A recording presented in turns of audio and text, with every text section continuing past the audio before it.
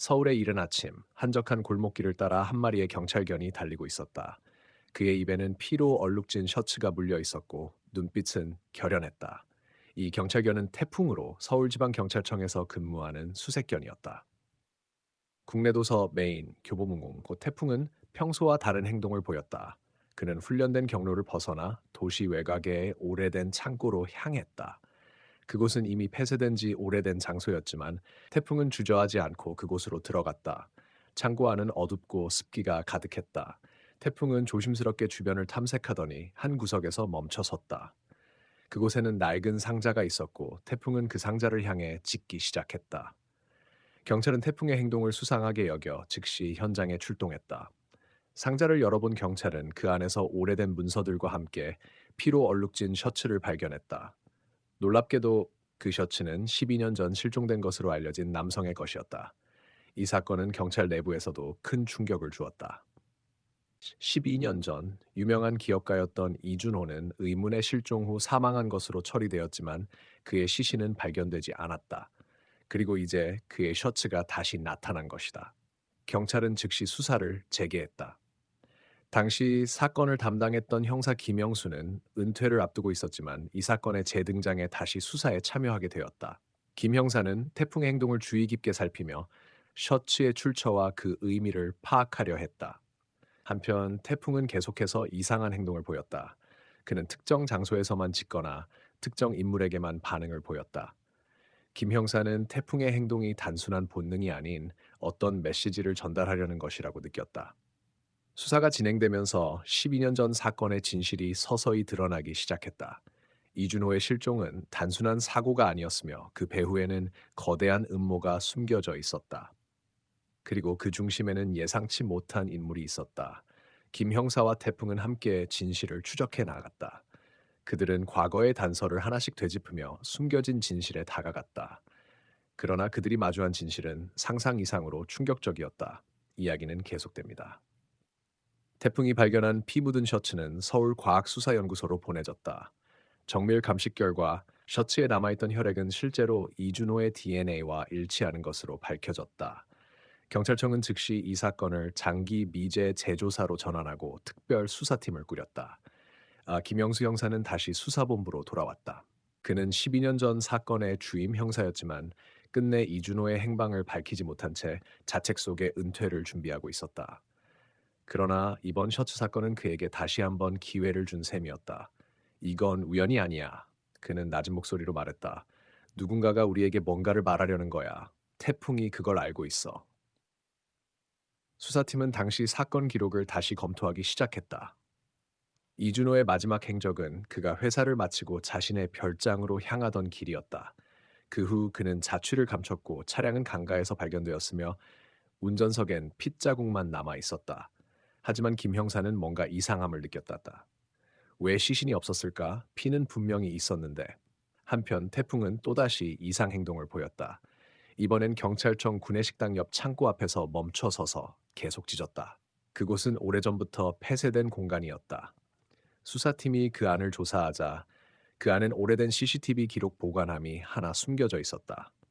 놀랍게도 그 안엔 12년 전의 원본 감시 영상이 남아 있었고 그중 하나에는 이준호가 실종되기 몇 시간 전 낯선 남성과 심하게 다투는 장면이 담겨 있었다.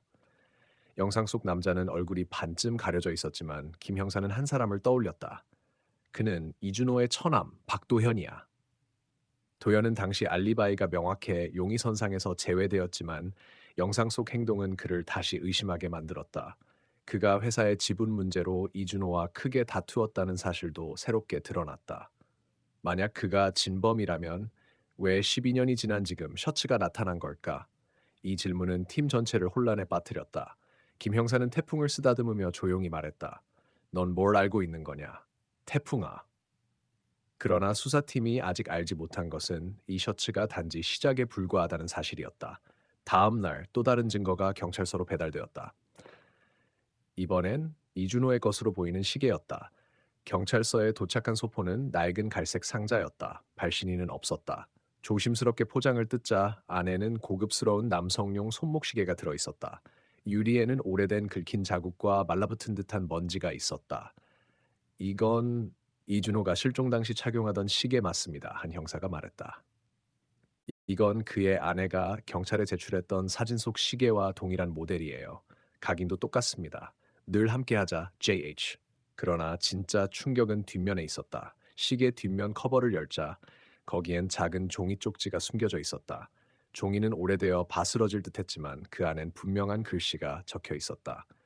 도연이 날 해치려 한다. 만일 내가 사라진다면 그가 범인이다. 김영수 형사는 머리가 싸늘해졌다. 이제 모든 퍼즐 조각이 맞아 들어가는 듯했다. 박도현은 12년 전 완전 범죄를 저지른 줄 알았지만 이준호는 그 순간에도 진실을 알리려 했던 것이다. 하지만 여기엔 또 하나의 수수께끼가 있었다.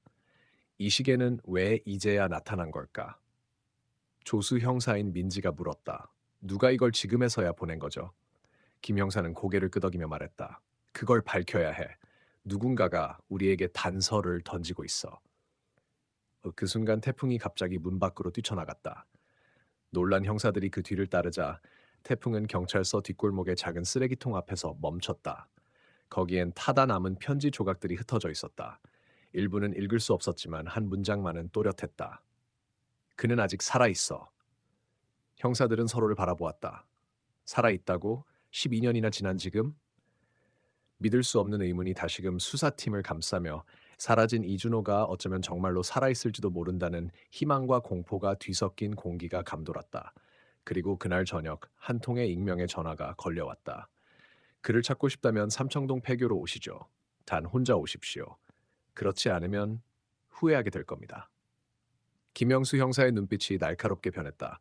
태풍은 조용히 그의 곁에 앉아 있었고 마치 다음 행동을 알고 있는 듯 그의 손을 핥았다.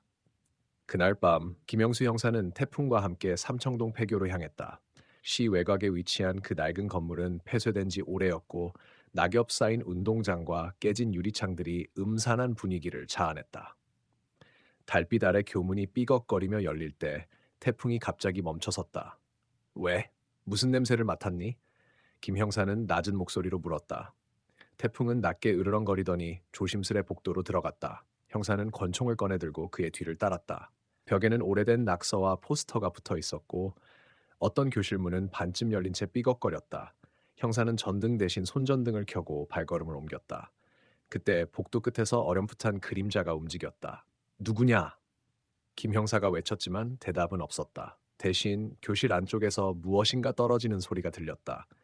형사가 조심스럽게 문을 열었을 때 그 안엔 아무도 없었다.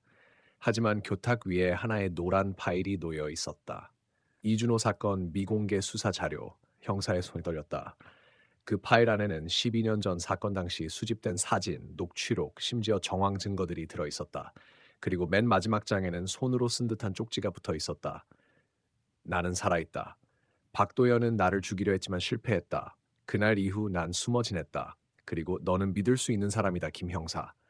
이건 정말 그가 쓴 건가? 형사는 혼잣말처럼 중얼거렸다. 머릿속이 혼란스러웠다. 누가 이 자료를 여기 놓았을까? 이준호가 살아있다면 왜 나타나지 않는 것인가? 그때 복도에서 갑자기 발소리가 들렸다. 김 형사는 몸을 숨기며 손전등을 끄고 태풍을 옆에 앉혔다. 발소리는 가까워졌고 어두운 그림자가 교실 문에 다가왔다. 문이 천천히 열리며 낯선 남성이 들어왔다. 후드 모자의 얼굴은 반쯤 가려졌지만 그의 눈빛은 생생한 공포와 경계심으로 가득했다. 그는 조심스럽게 방을 살피더니 탁자 위 파일을 보곤 멈춰섰다. 그 순간 김영수가 조용히 나타나 권총을 겨누었다.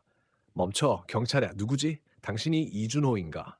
남자의 눈이 커졌다. 그리고 입을 열기 직전 갑자기 창문 너머에서 유리창이 깨지는 소리와 함께 연기가 안으로 밀려들었다. 누군가 일부러 소란을 피운 것이었다. 그 틈을 타 남성은 다시 도망쳤고 태풍이 곧바로 뒤를 쫓았다. 형사도 뒤이어 달렸다. 폐교 건물 전체가 진동하며 오래된 비밀이 깨어나는 듯한 기운이 감돌았다. 그날 밤 삼청동 폐교에서 시작된 추격은 단순한 재회가 아니었다. 그것은 진실과 거짓, 생존과 배신 사이의 싸움의 서막이었다. 삼청동 폐교의 뒷길은 가파른 언덕과 오래된 담벼락으로 뒤엉켜 있었다.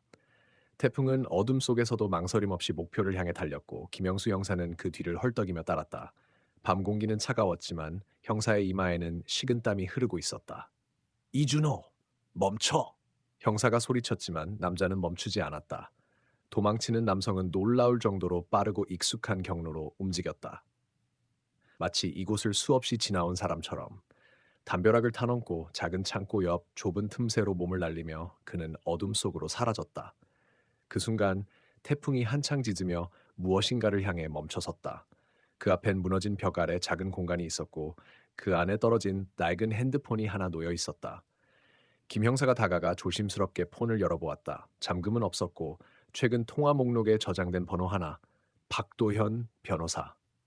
박도현? 이 이름 12년 전 사건 기록에서도 본 적 있는데 박도현은 당시 유력 기업의 법률 대리인이었고 사건 이후 돌연 사임하고 사라졌던 인물이었다. 수사 기록에 따르면 그와 이준호는 대학 동기였으며 사건 발생 전 격렬한 분쟁이 있었다는 정황도 있었다. 형사는 이 모든 것이 단순한 실종이 아니란 확신을 굳혔다. 그날 밤 늦게 형사는 경찰서로 돌아와 조용히 컴퓨터 앞에 앉았다. 태풍은 그의 발 아래에서 조용히 숨을 고르고 있었다. 태풍아, 네가 찾은 셔츠, 이 파일, 그리고 이 핸드폰 모든 조각이 하나로 맞춰지기 시작했어. 그는 박도현 변호사의 현재 거주지를 추적하기 시작했고 얼마 지나지 않아 서울 외곽의 별장 주소가 기록에 나타났다. 더 놀라운 건 그 별장은 이준호 사망 신고 하루 전 박도현 명의로 구매되어 있었다. 이건 우연이 아니야. 그때 형사의 휴대전화가 울렸다.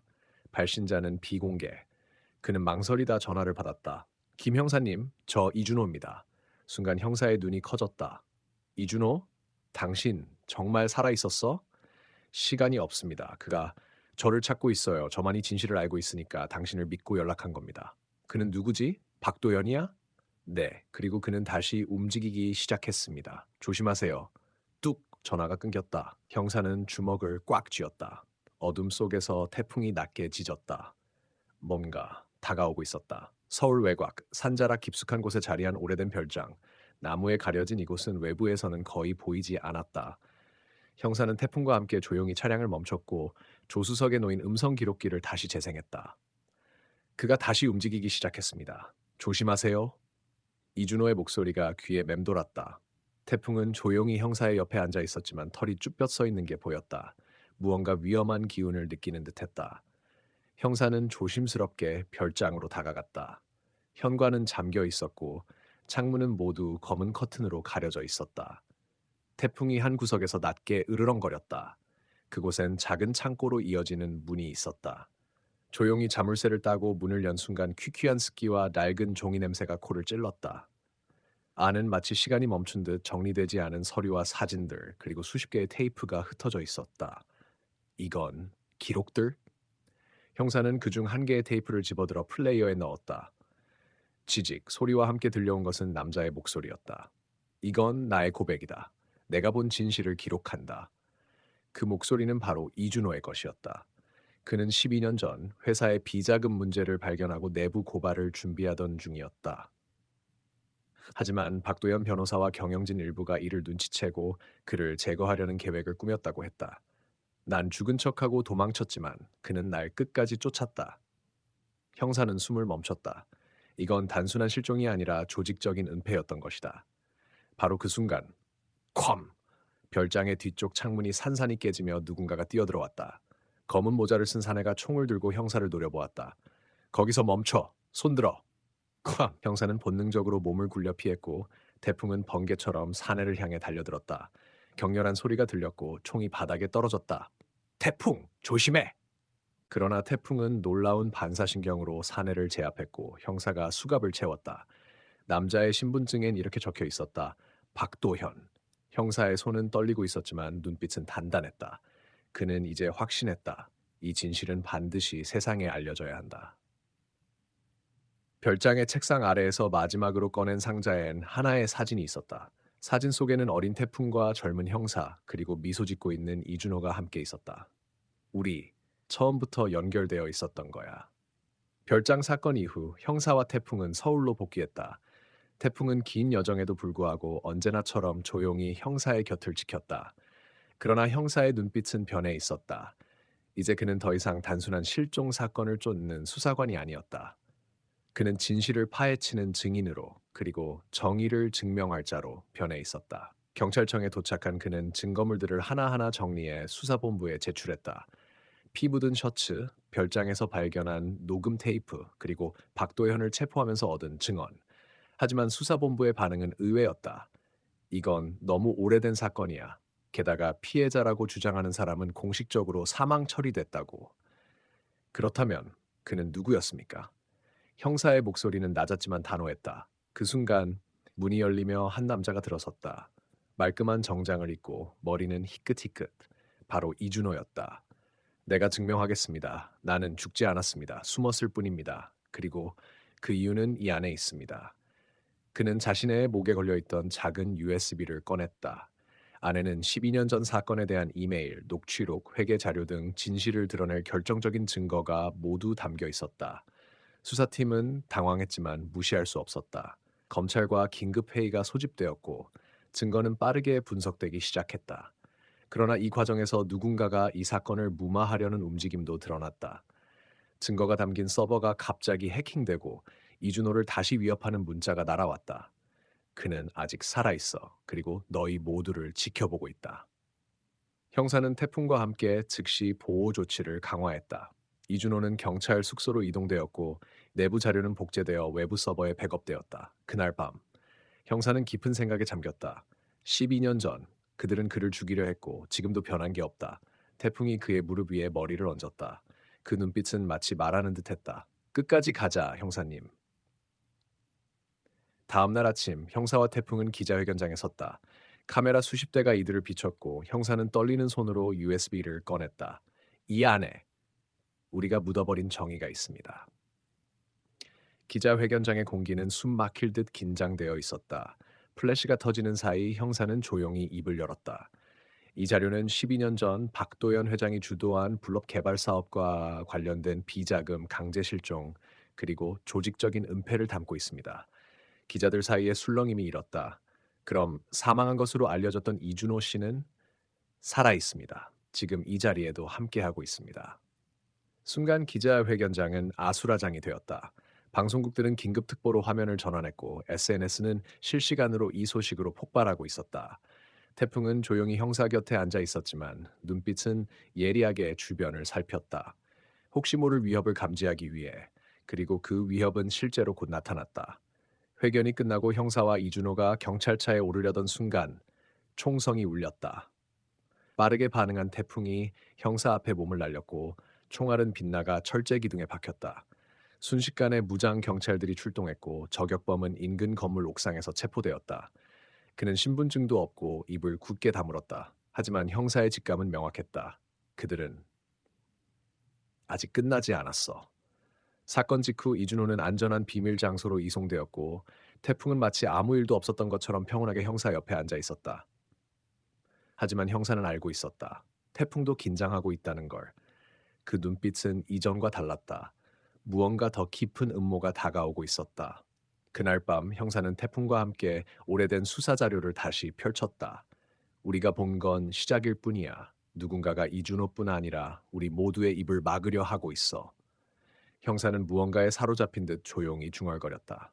혹시 12년 전 사망자 중 또 다른 누군가가 살아있다면? 그 말에 태풍이 갑자기 낑낑거리며 벽 쪽으로 달려갔다. 그리고 벽장 구석에서 먼지 묻은 오래된 파일 하나를 입으로 물고 왔다. 이건 그때의 누락된 피해자 기록. 형사는 파일을 펼치며 숨을 삼켰다. 거기엔 이름 하나가 선명히 적혀 있었다. 이하늘. 사망.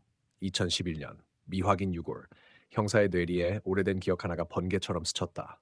이 사람 어디서 본 적이 있어. 진실은 이제 시작일 뿐이었다.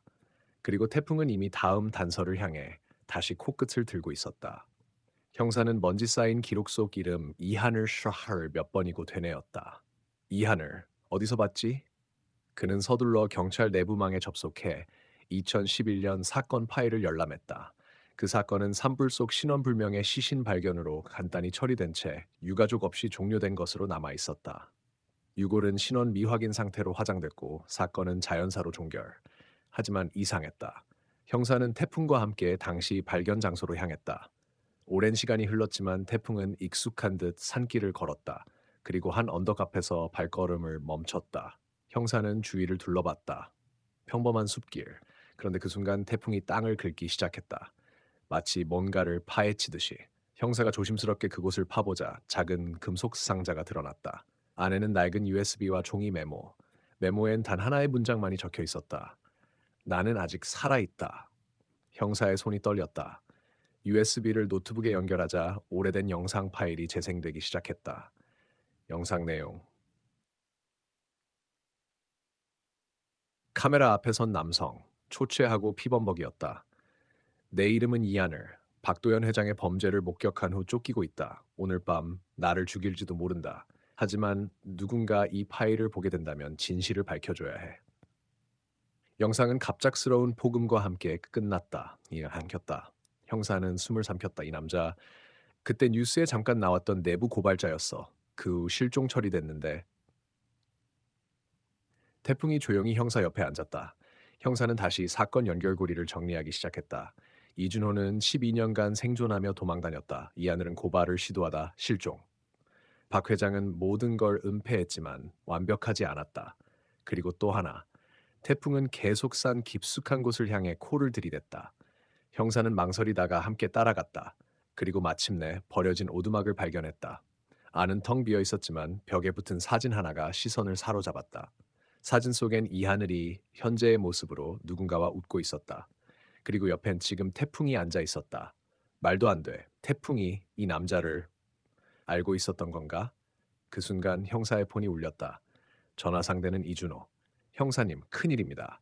누군가 우리 은신처를 알아냈어요. 태풍을 조심하세요. 그들은 태풍까지 노리고 있어요. 형사의 손이 얼어붙었다. 뭐라고요? 형사는 이준호의 말을 들으며 황급히 전화를 끊었다. 태풍까지 노리고 있다고? 무슨 말이지? 불안한 마음을 안고 형사는 태풍과 함께 오두막을 빠져나왔다. 하지만 그들이 걸어 나온 순간 숲속에서 낯선 발소리가 들려왔다. 형사는 본능적으로 태풍을 보호하려 했다. 그 순간 숲속에서 나타난 것은 검은 마스크를 쓴 남자들이었다. 당신들 무엇을 원하는 거냐? 형사가 총을 빼들며 경고했다. 남자들은 무표정하게 그를 쳐다보며 말했다. 너희가 찾고 있는 그 진실 모두 소용없다. 이미 늦었다. 형사는 이를 악물고 물었다. 너희가 누구냐? 그리고 왜 이 모든 것을 숨기고 있는 거냐? 그 남자는 한숨을 내쉬며 말했다. 우리는 박도연 회장의 사람들이었다. 그가 저지른 범죄와 그에 대한 비밀을 묻어두기 위해 모든 것을 제거했다. 이 사람들도 그 중 하나였고, 이제는 그 누구도 그 진실을 알 수 없게 만들어야 했다. 그 순간 태풍이 갑자기 한 발짝 앞으로 나갔다. 형사는 당황하며 태풍을 붙잡으려 했지만 이미 태풍은 달려들 준비를 하고 있었다. 남자들이 다가오자 태풍은 눈빛으로 경고를 보냈다. 그만두세요. 여기는 내 영역이다. 태풍의 발톱이 땅을 파고 들어가며 그 눈빛은 마치 수백 마리의 사자처럼 강력했다. 태풍은 단순한 경찰견이 아니라 이 사건에서 중요한 열쇠를 쥐고 있었다. 갑자기 숲속에서 다른 소리가 들리기 시작했다. 그것은 경찰차 사이렌 소리였다. 형사는 급하게 고개를 돌려 경찰차들이 도착하는 걸 봤다. 이준호가 경찰을 이끌고 온 것이다. 그리고 그의 뒤에는 이하늘이 있었다. 그는 살아있었고 그동안 죽은 것처럼 보였던 이유는 박도현의 조직에 의해 숨겨진 것이었다. 이하늘이 살아있었던 거였군. 형사는 믿을 수 없다는 표정으로 그를 바라보았다. 이하늘은 고개를 끄덕였다. 박도현이 나를 죽이려고 했지만 난 살아남았다. 그리고 내가 숨겨둔 진실을 밝혀야만 했다. 그들은 모두 함께 박도현을 체포하고 그의 범죄의 전모를 밝혀냈다. 태풍은 그들의 곁에서 묵묵히 그러나 중요한 역할을 해내며 경찰과 함께 진실을 밝혀냈다. 형사는 태풍에게 한마디를 건넸다. 잘했어, 태풍. 너 덕분에 이 모든 것이 해결된 거야. 태풍은 그저 형사의 옆에 앉아 자랑스러운 표정으로 형사를 바라보았다. 그는 이미 말이 필요 없는 진정한 영웅이었다. 그리고 이 사건은 언론에 보도되면서 큰 화제가 되었고 많은 사람들이 이 이야기를 통해 정의와 진실을 위한 싸움의 중요성을 깨닫게 되었다. 박도연은 결국 법의 심판을 받았고 이하늘은 새로운 삶을 시작했다. 태풍은 형사와 함께 여전히 사건 현장을 지키며 많은 이들의 존경을 받았다.